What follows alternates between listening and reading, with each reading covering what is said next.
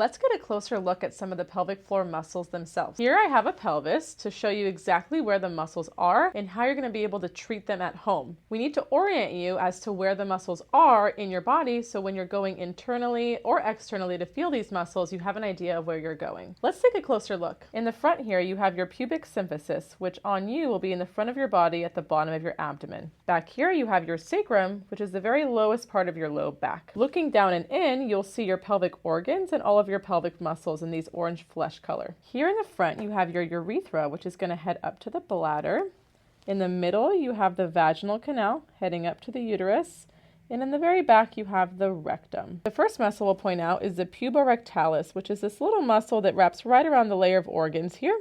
That muscle wraps around the anal sphincter, and it's going to provide some continence for you, and that's the muscle that has to relax for you to have a bowel movement. Next, we have the pubococcygeus, which is this next layer here, which is going to be the Kegel muscle. This muscle is important to be able to feel inside vaginally because we want to feel if it's really taut because it might be overworking. Next, behind that, you have your iliococcygeus, which is a very large muscle that's basically the floor of your pelvic floor.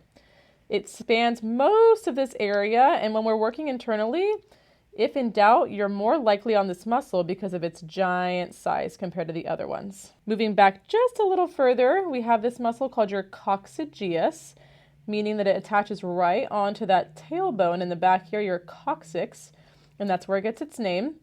This muscle is really important to assess when you might have tailbone pain, and it's very deep in the back of that pelvic floor there. One of the deeper muscles here is called the piriformis, which you may have heard if you've had any sciatic pain down the leg or in the butt.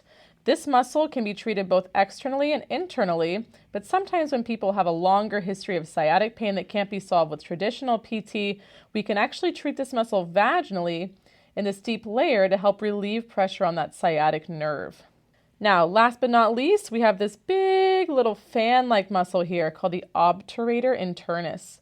Now, this muscle actually wraps around the side of your hip where your femur would be kind of out here attaching to your pelvis, and it's a hip rotator muscle.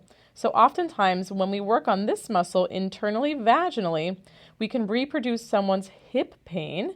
So it's something to be aware of if you might have hip or low back pain, and this muscle can often be treated to help relieve that.